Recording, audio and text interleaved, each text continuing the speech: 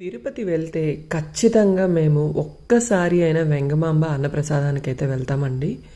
ఇప్పుడైతే మాకు రాత్రి భోజనానికి దర్శనం అయిన తర్వాత మేము వెళ్తున్నాం. ఇప్పుడు రాత్రి భోజనం ఇక్కడ 5 గంటల సాయంత్రం నుంచి స్టార్ట్ అవుతుందండి. ఈ వీడియోలోని తెల్లవారి టిఫిన్, మధ్యాహ్నం భోజనం, రాత్రి డిన్నర్ ఏ టైమింగ్స్లో పెడతారు అనేది ఈ రీల్ అండి. ఎక్కడ స్కిప్ చేయకుండా చూడండి.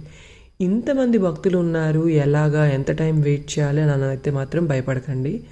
ఎందుకంటే వెళ్ళగానే మనకి ప్లేసు ఒక హాల్ అనేది చూపిస్తారు. హాల్లోకి వెళ్ళిపోగానే కూర్చుంటాము. 10 మినిట్స్లో వేడివేడిగా మనకి అన్నీ వడ్డిస్తారండి.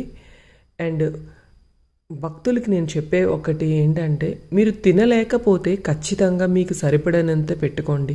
ఫుడ్నైతే వేస్ట్ చేయకండి. చాలామంది భక్తులు దొరకదు అన్నట్టు ఎక్కువ పెట్టించేసుకొని తినలేక ఆకుని మడవకుండా వదిలేసి వెళ్ళిపోతారండి. అది చూసినప్పుడు చాలా బాధ అనిపిస్తుంది. ఎందుకంటే అన్నం దొరక్క ఎంతమంది బాధపడుతుంటారో, మనం ఇలా అన్నాన్ని వేస్ట్ చేయకూడదు అనేది నా ఫీలింగ్. ఈ ఇన్ఫర్మేషన్ మీకు నచ్చితే అందరికీ షేర్ చేయండి. అండ్ ఇక్కడ భోజనమై కిందకు వస్తున్నప్పుడు ఇక్కడ చిన్న ఏటీఎం మిషన్లా ఉంది.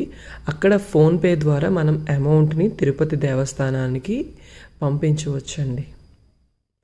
వీడియో నచ్చితే అందరూ లైక్ చేయండి. ఇన్ఫర్మేషన్ నచ్చితే అందరికీ షేర్ చేయండి. ఇలాంటి మంచి మంచి వీడియోస్ మన ఛానల్లో వస్తే మనల్ని అయితే ఫాలో అవ్వండి.